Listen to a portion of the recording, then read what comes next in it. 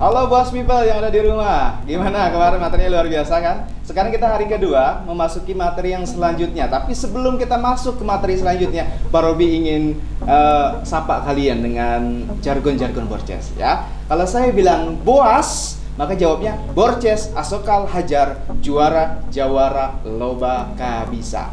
Oke, silahkan dijawab di rumah ya. Oke, Boas, Borces, Asokal Hajar, Juara, Jawara, Loba, Kabisa. Tepuk tangan dong. Terima kasih banyak Boss People yang ada di rumah. Oke, langsung saja kita langsung masuk ke materi selanjutnya. Jangan kemana-mana, Bapak Ibu tolong diawasi anak-anak yang di rumah ya. Mudah-mudahan ini sangat bermanfaat buat kalian. Oke, check it out.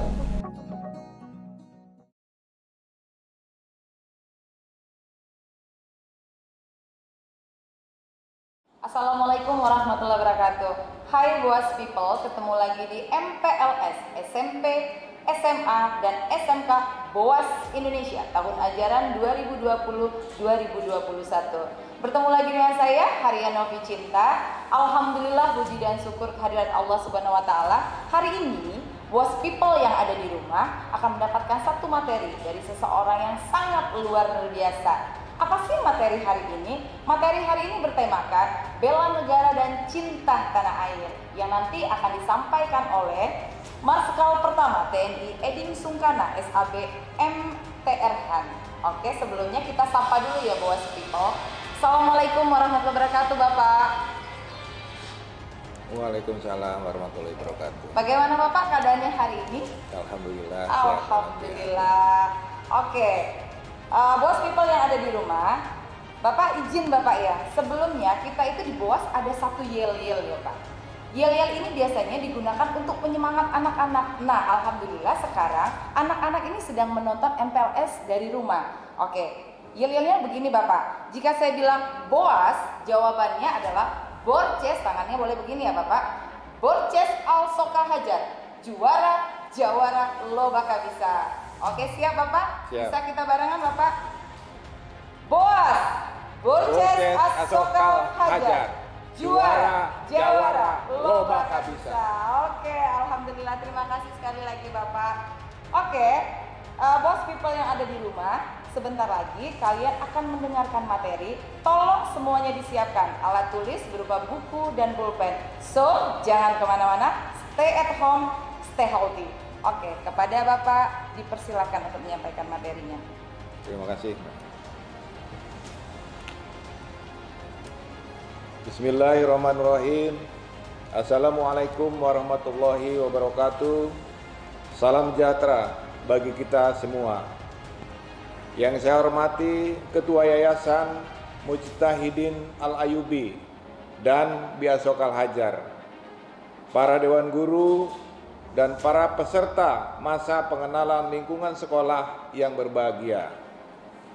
Puji dan syukur kehadirat Allah Subhanahu wa Ta'ala atas limpahan rahmat dan karunia-Nya kepada kita semua sehingga dapat bertatap muka melalui daring dalam rangka memberikan materi bela negara dan cinta tanah air bagi siswa baru di lingkungan Yayasan Mujtahidin Al-Ayubi.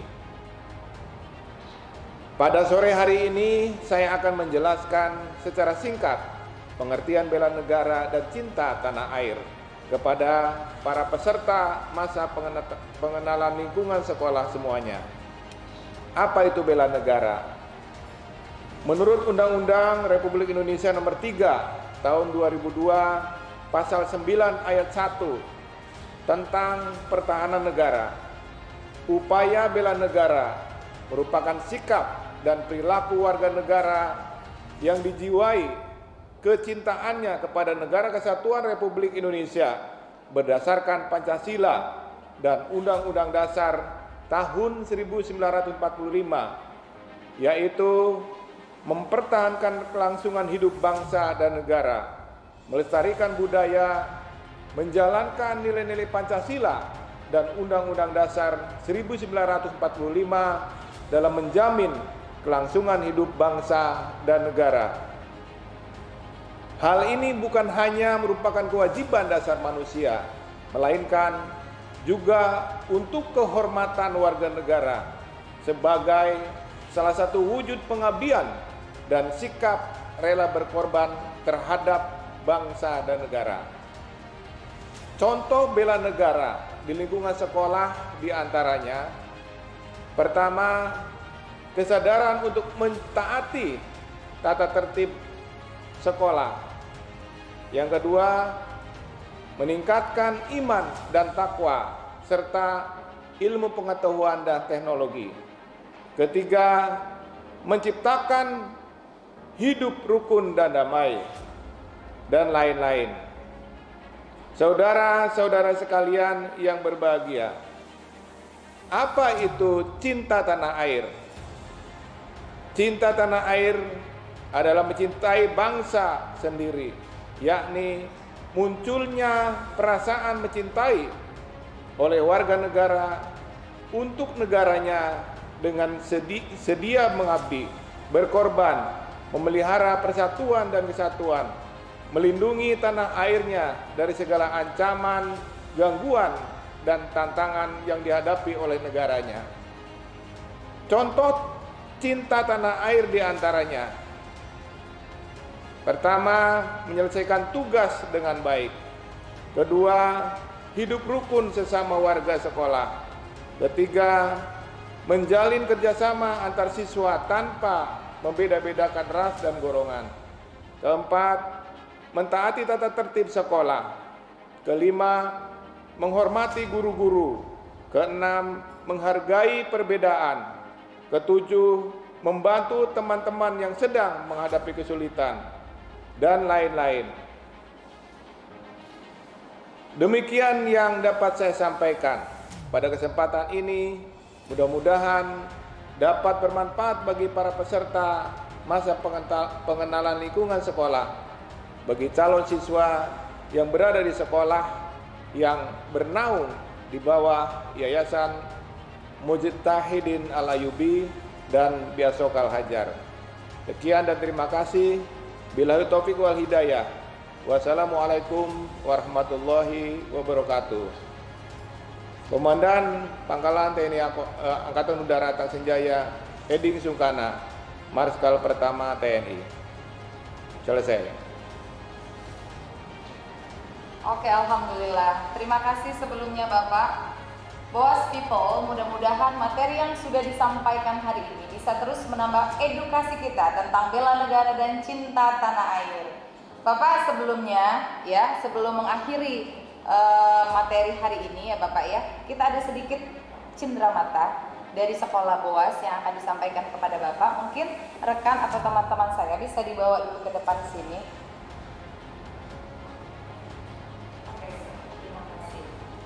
Izin Bapak untuk berdiri, maaf. Ya, Bisa, oke, bisa difoto dulu Kakak. Siap. Satu lagi Pak, bisa dibuka Pak, di dalamnya saya minta bajunya saja yang dibuka. Siap. Boleh saya bantu Pak?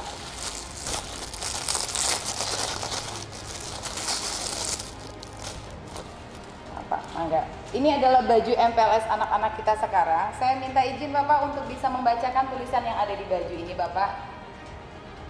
Saya bangga menjadi pelajar Indonesia. Oke, alhamdulillah. Saya bangga menjadi pelajar Indonesia. Oke, Boas People yang ada di rumah, saya akhiri untuk hari ini. Wabillahi taufiq wal hidayah. Wassalamualaikum warahmatullahi wabarakatuh. Izin Bapak. Waalaikumsalam warahmatullahi wabarakatuh.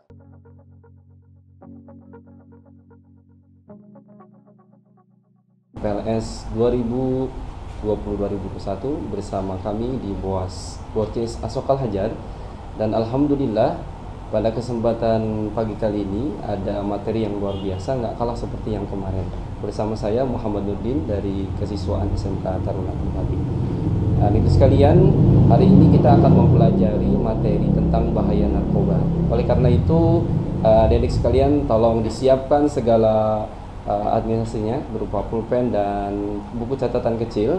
Hari ini kalian akan belajar tentang apa sih narkoba itu, bahayanya seperti apa. Dan kali ini Bapak ada tamu yang luar biasa dari Polresta.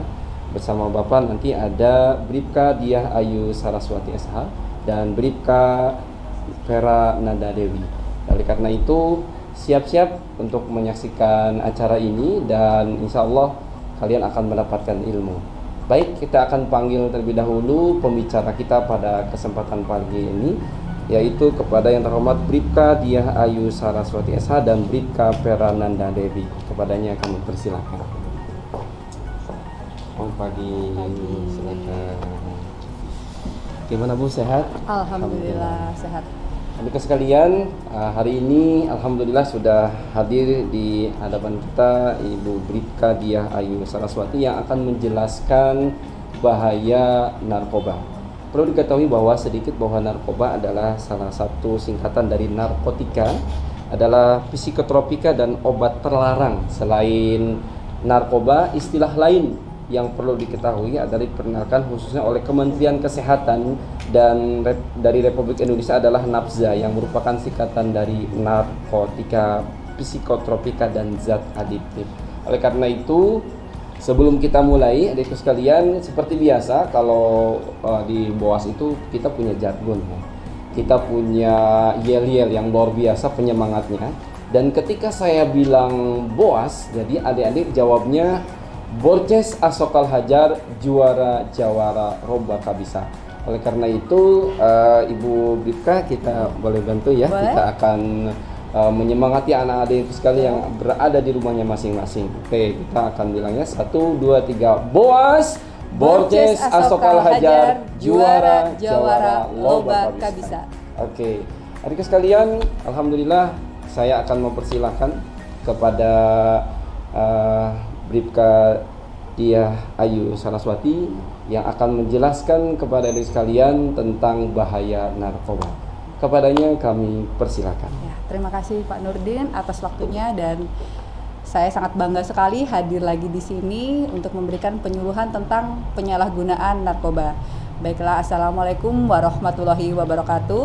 Assalamualaikum. Saya dari Polresta Bogor Kota, Bribka Diah Ayu Saraswati. Di sini saya akan menjelaskan mengenai atau berbagi ilmu tentang kenakalan remaja dan penyalahgunaan narkotika serta dampak narkotika dan dasar hukumnya. Yang pertama, kenakalan remaja. Apa sih kenakalan remaja itu? Kenakalan remaja itu meliputi semua perilaku yang menyimpang dari norma-norma hukum pidana yang tentunya dilakukan oleh seorang remaja. Perilaku tersebut akan merugikan diri sendiri dan orang di sekitarnya. Usia berapa sih yang dikatakan perilaku remaja itu, orang remaja itu? Itu adalah usia 13 sampai 18 tahun, di mana usia tersebut sudah melampaui masa kanak-kanak, namun belum cukup matang untuk dapat dikatakan dewasa. Ia berada di dalam masa transisi. Kemudian, kenakalan remaja itu apa saja? Kenakalan remaja itu saat ini seperti membolos sekolah, seks bebas, penyalahgunaan narkoba, tawuran, dan balapan liar. Kemudian di sini saya akan menjelaskan sedikit membolos sekolah. Biasanya diawali dengan kenapa sih saya menjelaskan tentang membolos sekolah, seks bebas, tawuran, dan balapan liar, serta penyalahgunaan narkoba yang saya tekankan. Penyalahgunaan narkoba itu, jika orang sudah menggunakan narkoba, dia akan berani melakukan pembolosan sekolah, seks bebas, tawuran, serta balapan liar. Itu pasti ada ikut andil itu adalah penyalahgunaan narkoba. Kemudian di Kota Bogor sendiri sangat banyak perilaku seks menyimpang di dalam sekolah, atau mungkin sekarang yang banyak kita temui adalah LGBT. Itu sangat banyak ada di Kota Bogor. Karena itu perilaku menyimpang itu terdampak karena adanya penyakit menular. Jadi orang itu bukan bawaan memang dari kecil dia sudah LGBT. Biasanya LGBT itu ada dari perilaku mereka dari pergaulan. Jadi kalau mereka bergaul dengan orang yang memang sudah terdampak dari LGBT, biasanya mereka menular. Ya, amit-amit dari kita memang kalau ada seperti itu. LGBT sendiri itu sedang marak bukan hanya di Kota Bogor, namun di kota-kota besar, terutama di Jabodetabek.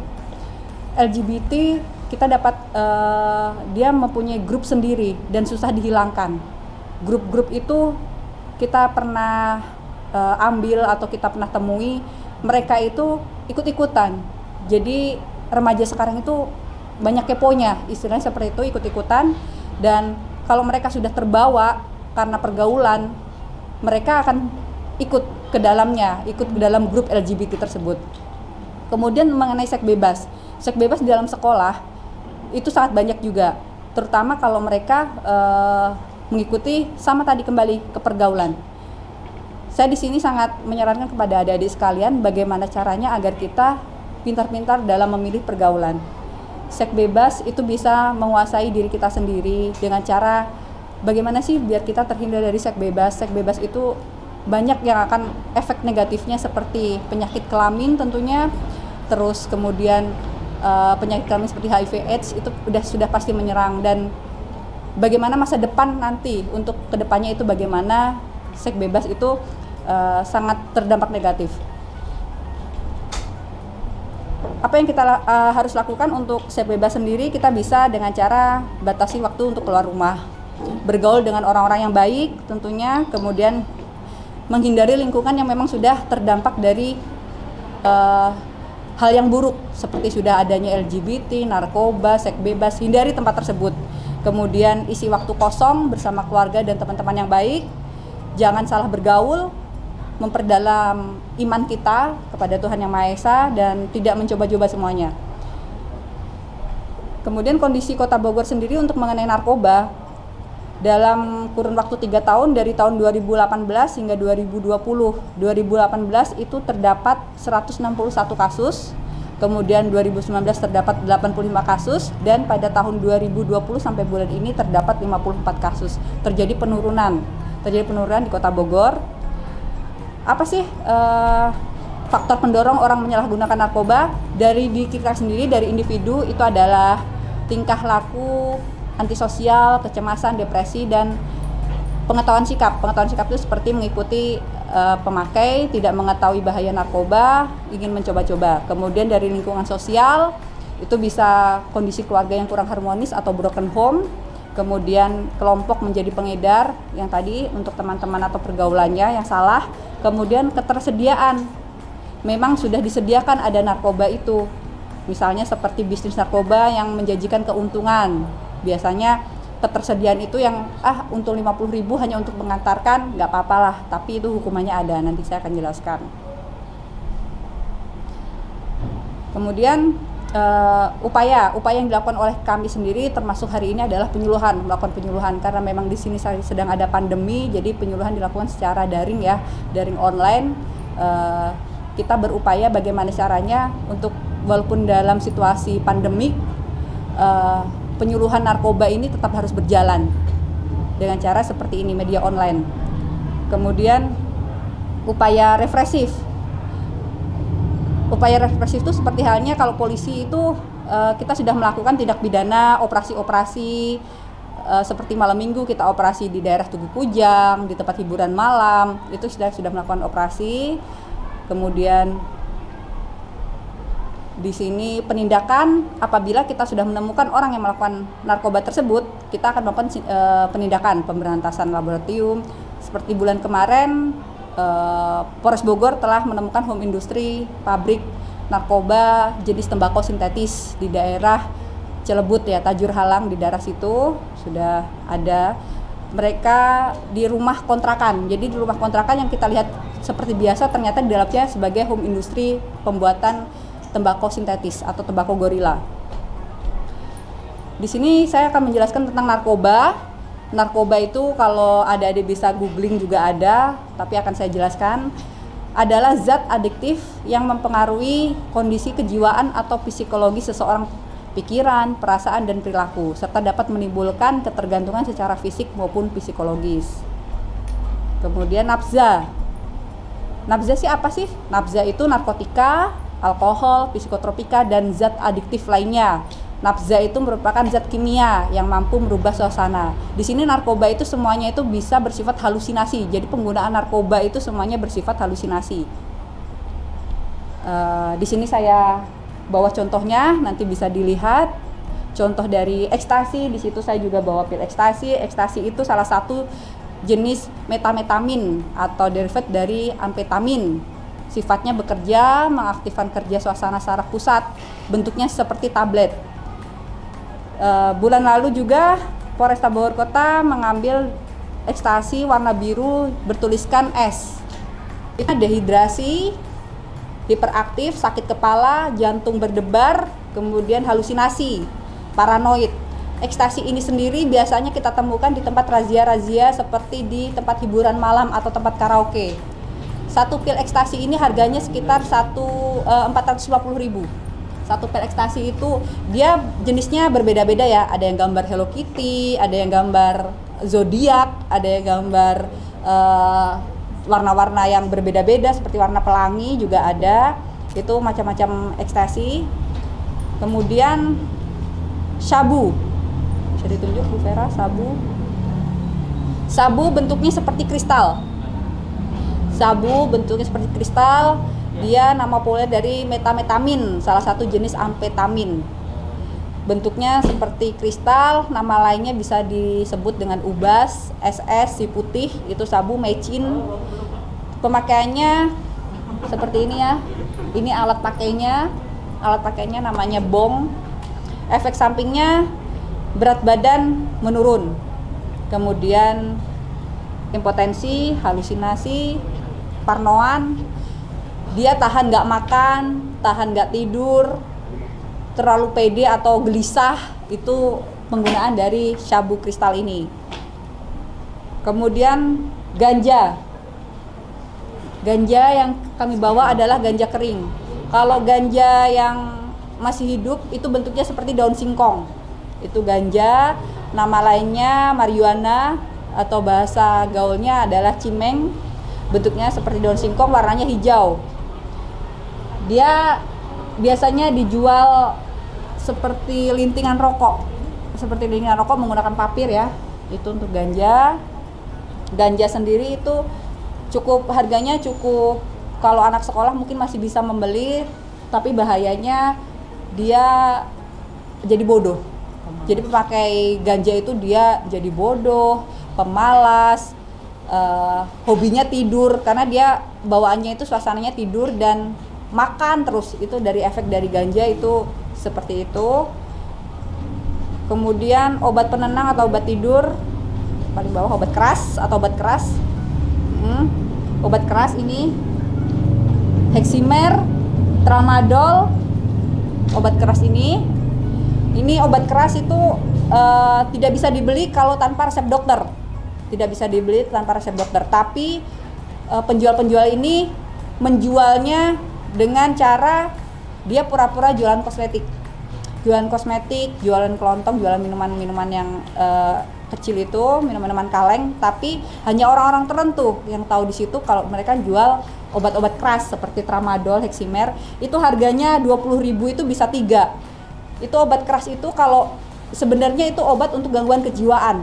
Jadi orang yang sakit gila atau stres, biasanya orang yang stresnya tingkat tinggi, sama dokter itu dikasih untuk resepnya obat ini, obat keras ini, obat Tramadol, Heximer, karena itu dosisnya sangat tinggi. Dan itu mereka membuat tenang, jadi sebenarnya obat penenang dan membuat mereka nyaman dan tidur. Tapi adik-adik bisa bayangkan bagaimana kalau obat ini, obat yang untuk orang yang stres tapi diminum oleh orang yang tidak stres, jadi stres tambahan kan ya. Seperti itu untuk obat keras. Nanti undang-undangnya saya jelaskan kembali. Kemudian heroin atau putau. Heroin atau putau dia bentuknya seperti bedak perempuan, bedak tabur perempuan warna coklat. Bedak tabur perempuan warna coklat itu sangat berbahaya. Biasanya kalau kita dengar orang itu OD narkoba. Biasanya orang OD itu adalah pemakai dari heroin atau putau. HIV AIDS itu juga pemakai heroin atau putau. Biasanya orang yang menggunakan putau akan overdosis jika kebanyakan dan juga akan akan terkena HIV AIDS. Kemudian tembakau gorila. Tembakau gorila yang sekarang ini sedang booming, istilahnya sedang viral di Jabotabek. Gorila tembakau gorila ini, atau kita bilangnya tembakau sintetis. Dia tembakau rokok tapi disemprot dengan bahan kimia. Itu jika seseorang mencoba menghisap tembakau gorila ini, yang dia rasakan adalah seperti ketiban gorila, makanya namanya gorila. Ketiban gorila, dan dia akan pingsan, dan setelah pingsan itu dia akan sadar dalam hitungan 3 detik, dan setelah sadar dia tidak tahu apa yang terjadi sebelumnya. Dia tidak akan mengetahui yang terjadi sebelumnya, dan apabila dia tidak bisa bangun lagi, biasanya langsung lari ke UGD. Itu yang tembakau gorila sangat keras, dan tembakau gorila sendiri itu sangat marak sekarang, padahal harganya juga lumayan mahal, tapi banyak juga yang tidak mengandung gorila. Jadi banyak tersangka yang kita tangkap, dia membawa gorila, tapi saat kita cek lab ternyata KW gitu istilahnya, kalau dibilang tidak mengandung narkoba. Jadi banyak yang tertipu, istilahnya seperti itu, banyak tertipu. Tapi karena memang sudah mereka melakukan transaksi jual beli karena tembakau gorila, kita tetap melakukan penahanan. Jadi ada tembakau gorila itu pasalnya nanti saya akan jelaskan. Kemudian saya akan menjelaskan tentang yang belum, psikotropika ya. Sudah ya tadi, psikotropika ini sama obat penenang, biasanya obat yang buat orang sakit, bisa sakit seperti asam urat. Mereka menggunakan resep dokter semua, tapi biasanya disalahgunakan oleh pengguna narkoba dengan cara diminum secara langsung tanpa ada resep dokter. Ini juga pasalnya nanti ada, akan saya jelaskan. Pasal yang kenapa sih kita undang-undang narkoba itu harus ada di Indonesia? Karena yang pertama menjamin ketersediaan narkoba. Narkoba di Indonesia itu tidak dilarang. Yang dilarang adalah penyalahgunaannya. Penyalahgunaannya yang dilarang. Karena kita sendiri sangat membutuhkan narkoba. Kalau bahasa polisi narkoba ya, bahasa kesehatan itu beda lagi. Seperti ini, sabu ini salah satu bahan untuk orang kalau bisa cabut gigi atau orang sedang operasi sesar, itu ada cairan sabunya.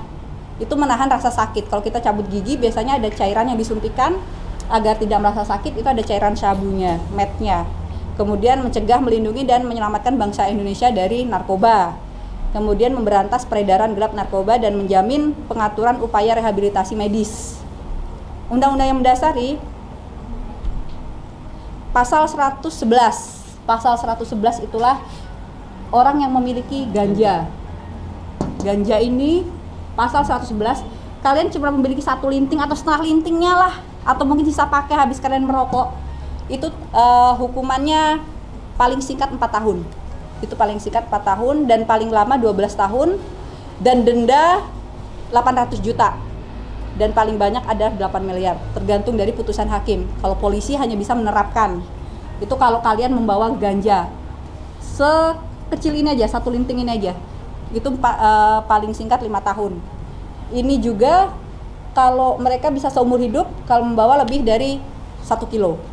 Kalau lebih dari 1 kilo, ini hukumannya adalah seumur hidup. Kemudian 112 itu sabu, gorila, ini sama hukumannya seperti kalian mau bawa ganja. Mau sabu cuman kalian tiup bersin, gitu aja pergi, istilahnya gitu ya. Itunya sabunya pergi, itu hukumannya sama 5 tahun. Kemudian gorila juga sama, kalian membawa segini atau segini, itu minimal 5 tahun. Kemudian paling lama 12 tahun. Paling lama itu 4 tahun ya, 4 tahun. Dan paling sedikit 4 tahun, dan paling lama 12 tahun, dan denda 800 juta. Sama seperti 112. Kemudian pasal 113 itu produksi impor dan ekspor ke luar negeri. Kemudian pasal 114 itu adalah orang yang tidak memiliki ini ataupun memiliki ini, tapi dia juga mengantarkan sebagai dia itu kurir, istilahnya kurirnya. Misalnya A mau ke C, A ini lagi jual sabu nih, mau nganter ke si C, tapi nggak mau langsung, nggak mau COD-an lah ya istilahnya. Akhirnya dia nyuruh si B mau nggak nganterin ini ke si C, saya kasih upah 50.000. Oke, si B mau. Ternyata di tengah jalan dia ditangkap oleh polisi. Ini pasal 114 ini seumur hidup hukumannya, karena dia adalah perantara.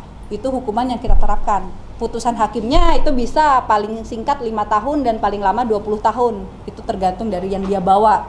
Jadi kenapa sih Bu? Dia kan tidak memiliki, dia juga tidak menggunakan, dia hanya mengantarkan. A itu tidak mungkin sampai ke si C kalau nggak ada si B. Jadi di Indonesia atau peredaran gelap narkoba ini kenapa bisa beredar? Ya gara-gara ada pengedar, gara-gara ada apa? Gara-gara ada yang kurir. Nah, karena itu hukumannya lebih berat daripada yang punya maupun yang memakai. Padahal dia yang B itu saya tidak punya, saya juga tidak menggunakan, saya hanya memerantarai, istilahnya gitu, sebagai perantara ya. Tapi tetap itu hukumannya tinggi. Kemudian pasal 127. Pasal 127 itu adalah penyalahguna. Penyalahguna itu dia tidak menggunakan, dia menggunakan semuanya tapi dia tidak memiliki atau kecanduan. Jadi waktu kita tangkap, dia tidak menggunakan barang putih, tidak memiliki. Tapi kita tes urin, ternyata hasilnya positif. Itu kita bisa melakukan rehabilitasi. Tapi tergantung dari penyidikan. Dia tetap tidak bisa dilakukan rehabilitasi kalau ternyata dia memang kecanduannya itu sambil jualan gitu. Jadi dia juga pakai tapi dia juga jual. Nah, itu tidak bisa untuk dilakukan rehabilitasi. Yang rehabilitasi itu benar-benar orang yang kecanduan. Saya nggak bisa kalau sehari nggak menggunakan narkoba, itu nggak bisa. Nah, itu wajib untuk direhabilitasi. Dan itu sebaiknya wajib untuk orang tuanya melakukan rehabilitasi anaknya, atau mungkin orang tersebut melaporkan untuk dirinya direhabilitasi. Karena kalau rehabilitasi secara langsung itu tidak mungkin berurusan dengan polisi. Tapi kalau udah ditangkap polisi duluan, itu sudah beda cerita ya. Kemudian pasal 128, orang tua atau wali pecandu yang belum cukup umur tidak melaporkan kalau anaknya menggunakan narkoba. Itu kena pasal, paling lama itu 5 bulan di penjara dan denda 1 juta. Itu orang tua yang mengetahui anaknya menggunakan narkoba namun tidak melapor. Kemudian psikotropika, mengedarkan ini Dumolit, Riklona, Alprazolam, itu 15 tahun. 15 tahun, dendanya 200 juta. Itu mengedarkan, terus dia hanya memiliki 1 kapsul aja, 1 pil. Satu pil tanpa resep dokter. Itu 5 tahun. Itu 5 tahun, psikotropika. Itu 5 tahun. Kemudian untuk obat keras, hukumannya apa Bu kalau menggunakan obat keras? Obat keras kalau dia hanya menggunakan, waktu kita tangkap kita geledah hanya memiliki 3 butir, 5 butir, atau mungkin 2 butir, itu kita lakukan rehabilitasi. Kita omongin, orang tuanya kita panggil, baru kita pulangkan. Tapi apa yang bisa dihukum dari obat keras ini adalah penjualnya. Jadi penjualnya itu yang kita lakukan penahanan. Kemudian memang di sini ada beberapa modus operandi. Kemarin yang terakhir adalah modus operandi menggunakan pipa paralon. Terakhir mungkin sekitar seminggu lalu, ganja disimpan di dalam pipa paralon. Pipa paralon yang pipa apa itu merek apa ya? Paralon yang panjang-panjang, yang panjang utuh itu isinya 1 kilo ganja. Jadi orang tidak akan tahu itu di dalamnya apa. Taunya kan kalau kita lewat, oh itu hanya paralon. Padahal di dalamnya ada ganja, berisikan ganja.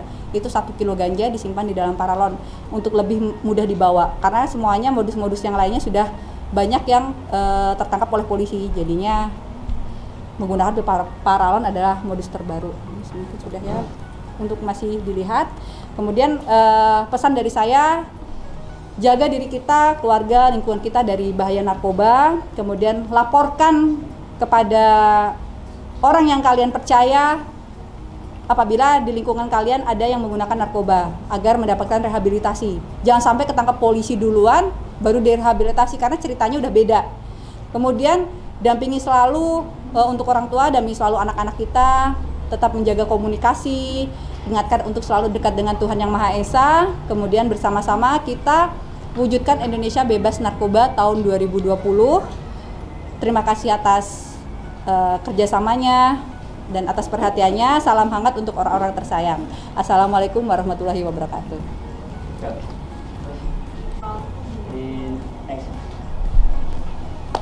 First people dimanapun Anda berada, alhamdulillah telah kita dengarkan bersama tadi penjelasan tentang bahaya narkoba. Alhamdulillah banyak ilmu yang kita dapatkan di kesempatan kali ini. Tentunya teman-teman di rumah pasti sudah mencatat apa yang paling penting dari materi tersebut.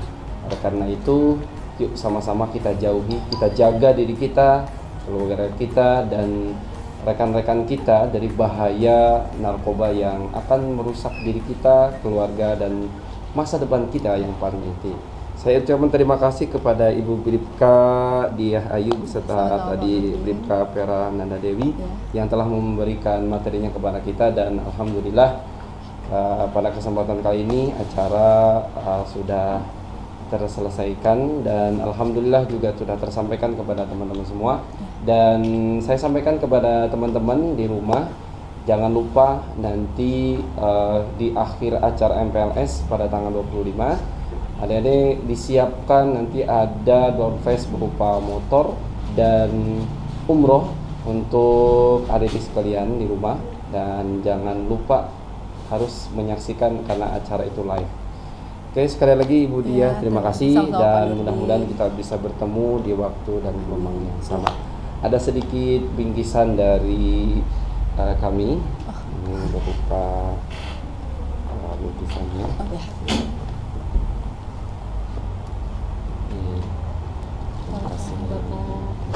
Oke, terima kasih. Kita lihat dulu bingkisannya dibuka. Boleh kita buka. Nah, ini ada. Ini kalau kita boleh bisa. Ini kaos MPLS anak-anaknya sekarang luar biasa. Jadi, dibaca Bu. Saya bangga menjadi pelajar Indonesia MPLS 2020. Keren. Terima kasih. Baik, Boss People dimanapun Anda berada, terima kasih atas perhatian, dan kita ketemu di waktu dan gelombang yang sama. Terima kasih. Assalamualaikum warahmatullahi wabarakatuh.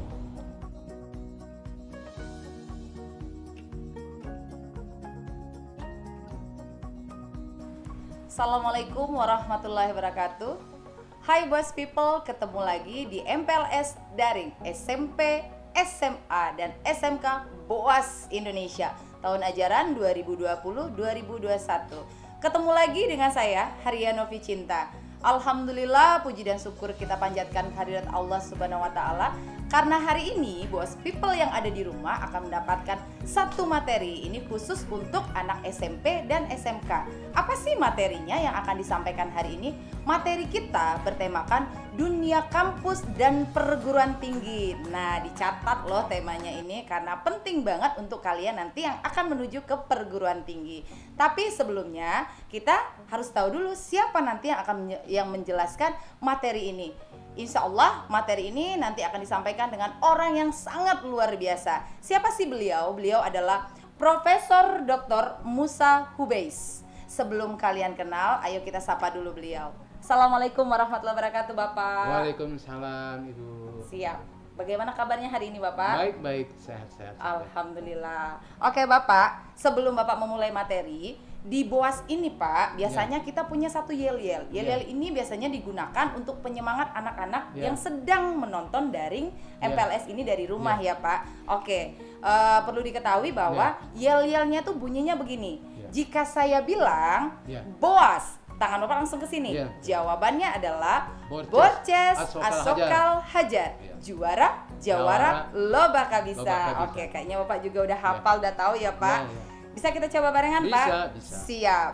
Boas, Borces Asokal Hajar. Juara, Jawara, lo bakal bisa. Oke, siap. Terima kasih sebelumnya.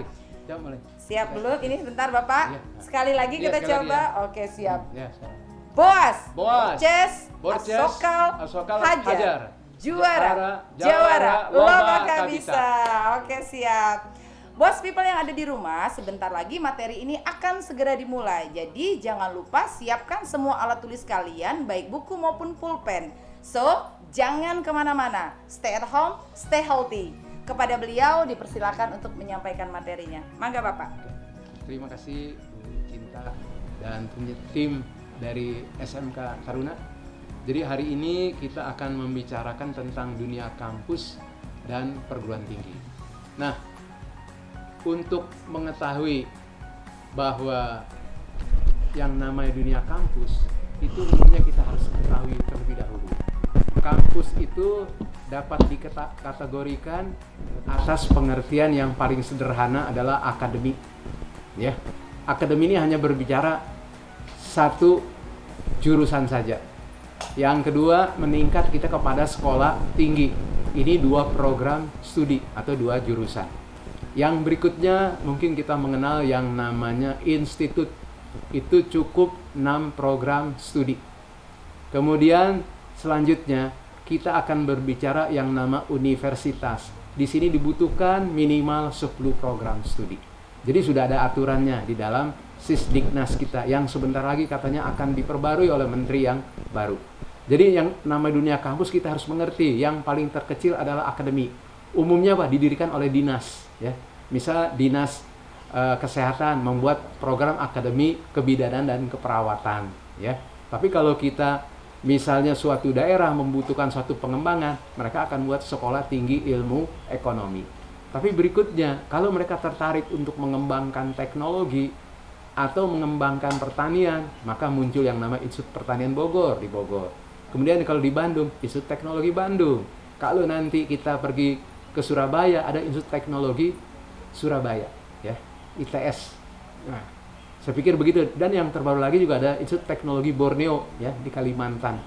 Dan yang lainnya tentu kita mengenal perguruan-perguruan tinggi yang disebutnya universitas. Yang pertama adalah Pak, Universitas Indonesia yang ada di ibu kota negara. Kedua, yang tertua itu adalah UGM, Universitas Gadjah Mada. Kemudian tentunya ada kita kenal yang namanya UNER, ya. Kemudian ada UNPAD dan seterusnya. Jadi intinya perbedaan status dari perguruan tinggi itu memunculkan apa? Besar kecilnya kampus, itu yang pertama. Kedua, banyak sedikitnya dosen. Yang ketiga tentunya Pak, jumlah mahasiswa. Yang keempat adalah Pak, banyaknya program studi. Nah, yang kelima pasti semua ini ada kaitan dengan apa? Biaya, ya. Dan yang terakhir adalah kesempatan kerja. Jadi kalau yang nama dinas umumnya akan disalurkan. Tapi kalau yang bukan dinas, dia harus mencari pekerjaan sendiri. Ini yang jadi dilema, ya. Perguruan tinggi di Indonesia ini adalah yang terbanyak di dunia, ya. Jadi seperti Bu Cinta mengetahui, di kita nih hampir kurang lebih 4.450 perguruan tinggi kita. Mulai dari akademi sampai kepada apa? Tadi universitas. Nah, dari sekian banyak itu yang negerinya berapa? Hanya ada 390-an.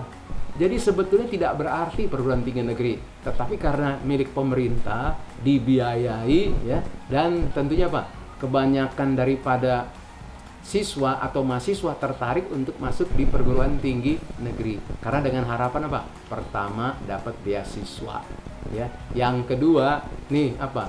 Bisa melanjutkan studi lebih lanjut. Dan yang berikutnya mendapatkan jaringan untuk bisa melakukan magang dan bahkan bekerja. Jadi itulah kehidupan dunia kampus secara umum, ya. Kalau secara khusus, setiap kampus ada yang memang terlalu berorientasi pada pendidikan saja, kurang mengembangkan kegiatan kemahasiswaan. Nah, ini kampus-kampus seperti ini tentu bukan keinginan mahasiswa, ya. Nah, mungkin muncullah banyak perguruan-perguruan tinggi sekarang populer di swasta seperti London School, ya, mungkin BSI. Ini yang banyak memberikan kesempatan untuk mahasiswa berkreativitas. Memang di perguruan tinggi ternama juga ada, tetapi mereka terlalu apa nih, merupakan bagian daripada sistem. Nah, ini yang menarik. Jadi dunia kampus tuh ada yang sangat kaku, ada yang sedikit moderat, dan ada yang moderat. Jadi kuncinya kampus masa depan adalah kampus yang memberikan apa? Fleksibilitas kepada para mahasiswa untuk mengambil mata kuliah apa yang diinginkan. Kalau di negara kita, ini umumnya masih seperti paket. Seperti kita belanja di McDonald, ya.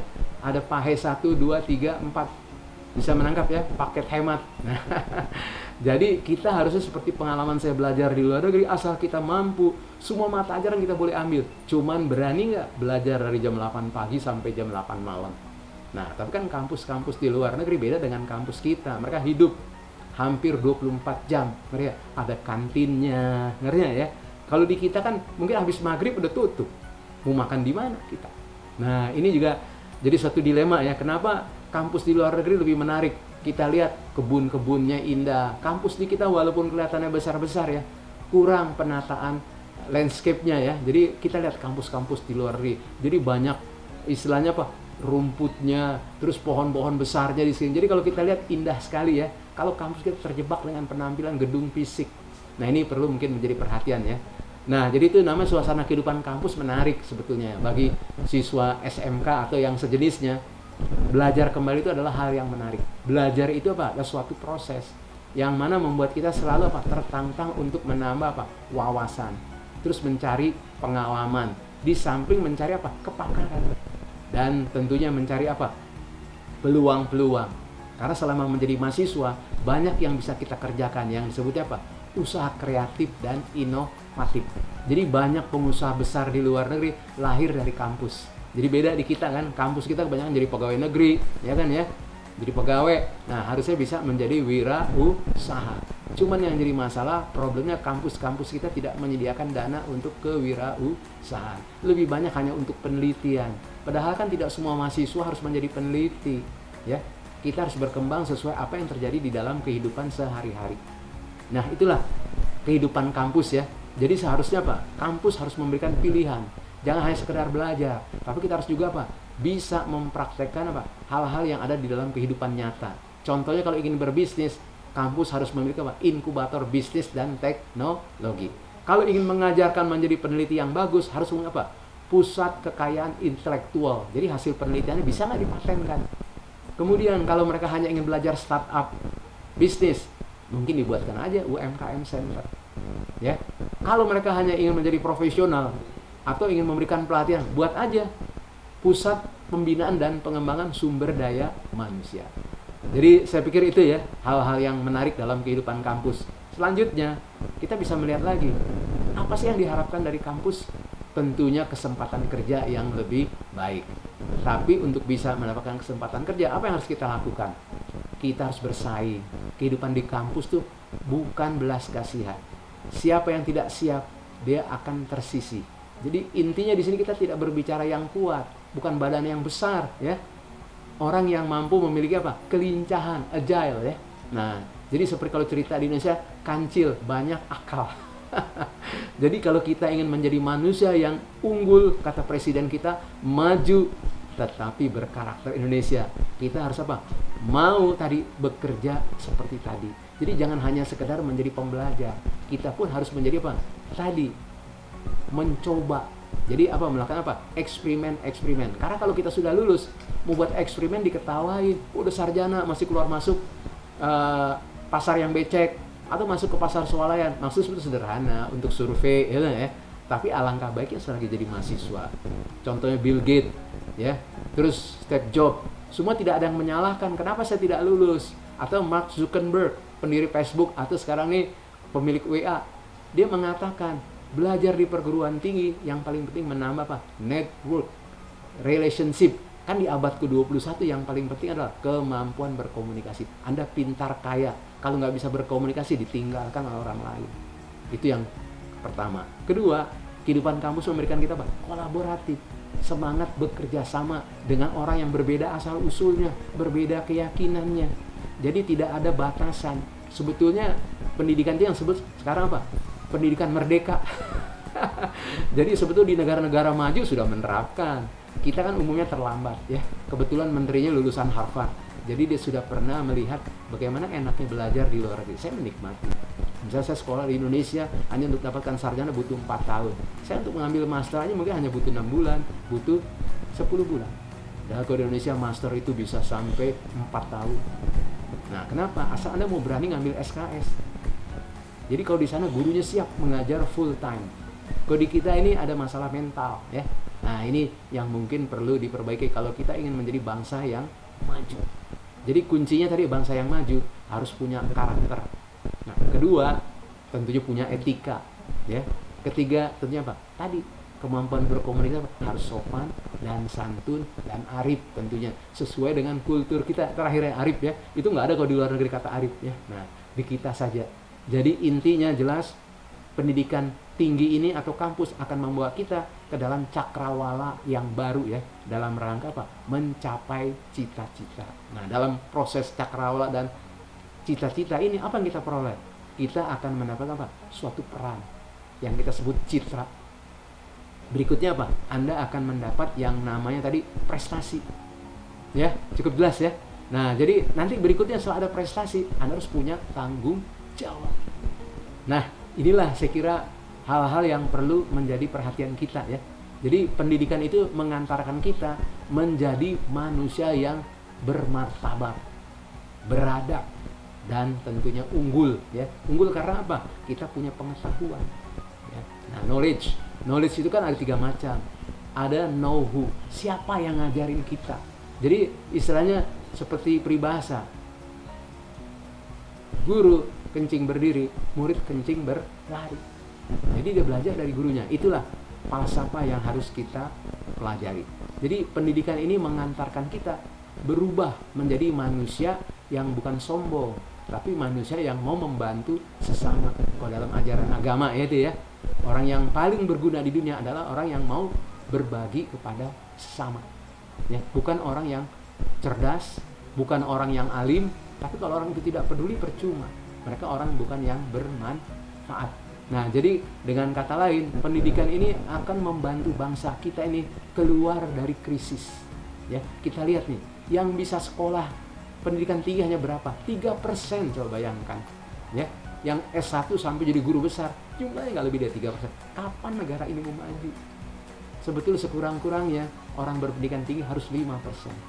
Terus yang SMA itu pendidikan menengah harus lebih dari 20%. Jadi kita aja nggak nyampe yang SMA. Kita hanya berapa coba? 9%. Wajar negeri kita ini keteteran. Yang banyak apa? Di SMP. SMP berapa? Kurang lebih 13%. Nanti yang di SD berapa?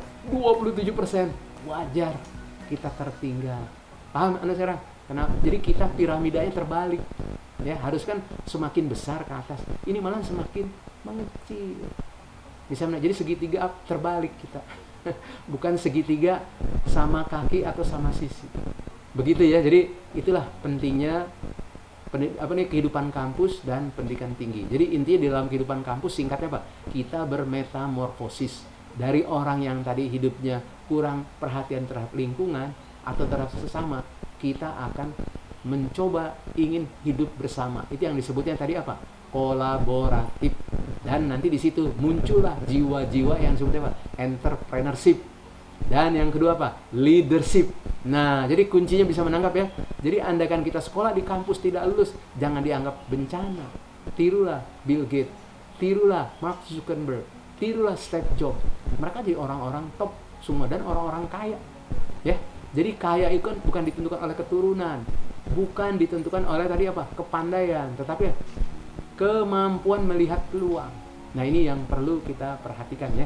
Jadi saya pikir pendidikan ini membantu kita keluar dari stigma kita seperti katak dalam tempurung.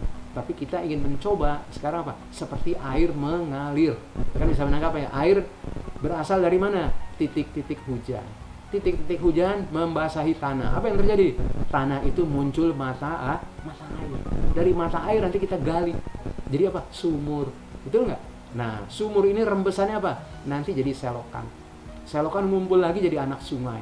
Anak sungai nanti jadi sungai. Sungai akhirnya bermuara kemana? Ke laut. Nah, kita dengar kan? Ada sungai di bawah laut. Jadi sumber daripada ilmu adalah laut. Maksudnya apa? Menunjukkan ketidakterbatasan ilmu pengetahuan.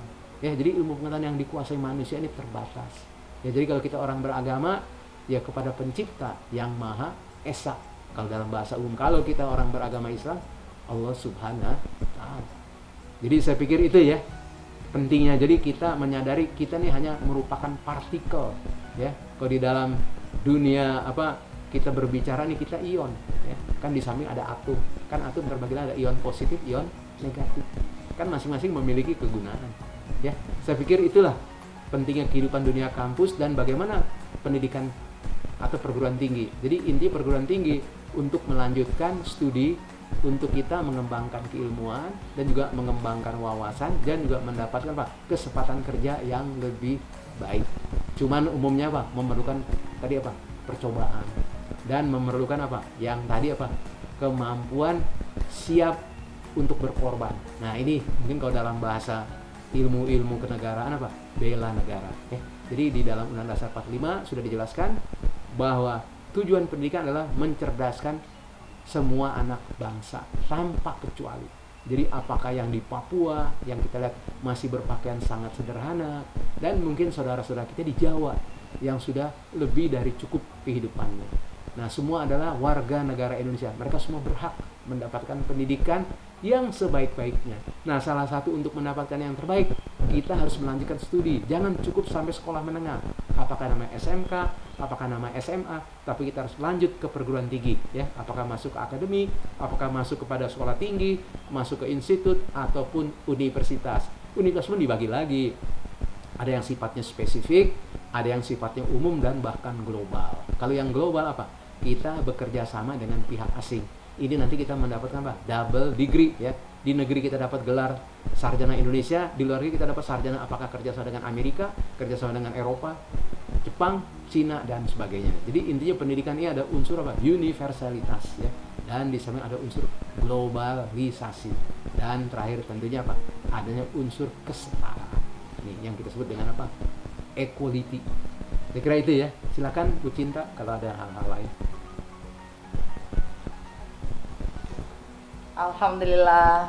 Sebelumnya Ya. Profesor Dr. Musa Hubeis, Ya. terima kasih untuk memberikan waktunya kepada kami, Ya. sehingga saya yakin anak-anak yang sekarang, bos people yang ada di rumah, merasa terbantu sekali. Ternyata seperti ini untuk perguruan tinggi, saya harus stepnya seperti ini, seperti ini. Setidaknya sudah terbuka ya Pak ya.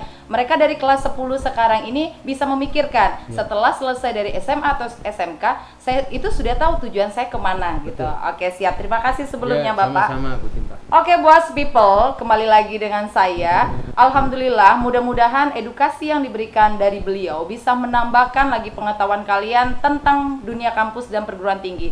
Salah satunya yang Ibu tangkap dari sana tadi, bahwa belajar di perguruan tinggi itu bisa menambah network buat kalian, karena itu modal kunci untuk kalian semua. Oke, Bapak, sebelum saya tutup dulu hari ini Bapak, kita punya sedikit kenang-kenangan dari Boas ya Bapak ya. Terima kasih. Mohon diterima terlebih dahulu. Berdiri dulu Ya, Bapak, izin sudah. Bapak. Ya, Oke. terima kasih. Oke, siap. Ini bisa dibuka dulu Bapak bingkisan dari kita Bapak. Ya. Punten, saya bantu ya Pak Ya, ya. mana.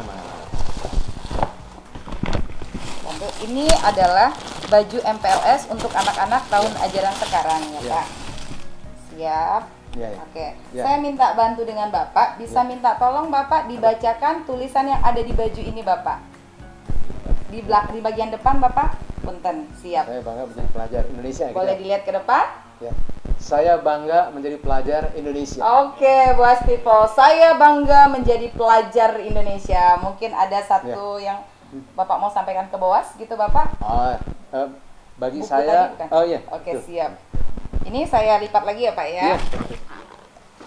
Nah, ini oleh-oleh dari saya secara pribadi, ada 2 buku yang sangat populer. Pertama adalah Komunikasi Profesional. Jadi untuk bagaimana kita bisa berbicara dengan orang dengan berbagai tatarannya. Nah, dari segi ilmu, latar belakangnya dan sebagainya. Ini komunikasi. Yang kedua adalah tadi saya sampaikan bahwa ciri di abad 21 adalah entrepreneurship. Nah, ini tapi berbasis kreativitas dan inovasi. Bukan wirausaha yang sekedar karena keterpaksaan hidup. Mungkin yang sekarang ini pada semuanya memahami jumlah UMKM di Indonesia 64 juta. Padahal kalau itu dikelola dengan baik tidak akan ada pengangguran. Dia menerima 1 orang aja sudah berapa? Padahal pengangguran di Indonesia kan dikatakan hampir 30 juta ya totalnya. Kalau diambil 1, udah negatif nggak? Yang nganggur. Udah negatif. Karena dia hanya 30, 64. Berarti masih positif 34 tempat untuk bekerja, ya. Nah, itulah manfaat daripada kewirausahaan. Jadi kenapa negara lain menjadi maju? Karena bisa menciptakan pekerjaan. Ciptakan pekerjaan apa arti? Mengurangi pengangguran. Mengurangi pengangguran artinya menambah penghasilan. Menambah penghasilan apa arti? Mengurangi kemiskinan ini. Menjawab kemiskinan tadi dengan apa? Menciptakan lapangan kerja. Caranya bukan pemerintah. Pemerintah tidak akan mampu. Yang mampu tadi apa? Entrepreneur. Namanya macam-macam, ada teknopreneur kalau berbasis teknologi, kalau berjiwa sosial, sosiopreneur, atau bisa digabung teknososiopreneur, atau ada yang sebutnya economic entrepreneur. Itu mungkin seperti contohnya apa? Lim Suliyong, ya, Sukamdhani, ya. Mungkin kita juga berbicara eh, Pak Khairul Tanjung. Nah, itu economic entrepreneur. Jadi motifnya hanya ekonomi. Ya. Jadi kalau mereka sudah berkembang, umumnya baru memunculkan sosiopreneur. Siap, terima dengan kasih. melalui apa? CSR, Corporate Social Responsibility. Iya. Mungkin begitu ya, ini yang bisa kami sampaikan ada 2. Oke, terima kasih Bapak. Ya, Bisa duduk sama-sama. kembali Bapak. Tentu. Oke, siap. Ini Boss People, alhamdulillah kita juga mendapatkan satu ilmu lagi dari beliau. Di sini ada buku tentang komunikasi profesional dan kewirausahaan kreatif. Nanti jika kalian yang ingin membaca buku ini, silakan datang ke sekolah, bisa menemuin bagian kesiswaan, mangga. Sebelumnya Bapak, punten sekali lagi, oke Boss People yang ada di rumah, jangan lupa sebelum saya tutup materi hari ini, untuk menyaksikan di tanggal 25 Juli 2020 kita ada live streaming door prize. Seperti di awal pada saat pendaftaran sudah dibilangkan apa saja hadiahnya. Ada laptop, ada sepeda gunung, ada motor, dan yang paling penting ada umroh. Yang namanya rezeki insya Allah tidak akan pernah tertukar. Oke, wabillahi taufik wal hidayah. Wassalamualaikum warahmatullahi wabarakatuh. Waalaikumsalam. Permisi Bapak. Oke Boss People, materi yang kedua luar biasa kan, gak kalah dengan materi yang hari pertama. Oke, ambil semua ilmunya, colong ilmunya daripada narasumber yang luar biasa itu tadi. Oke, mudah-mudahan semuanya bermanfaat untuk kita semua. Dan saya mengingatkan kepada kalian semua untuk mantengi terus besok, karena besok ada pengocokan door prize. Mudah-mudahan kalian menjadi salah satu yang mendapatkan umroh dan motor serta handphone ataupun laptopnya. Ya, banyak-banyak berdoa malam tahajud jangan lupa. Ya, terima kasih. Akhir kalam, wabillahi taufiq wal hidayah. Wassalamualaikum warahmatullahi wabarakatuh.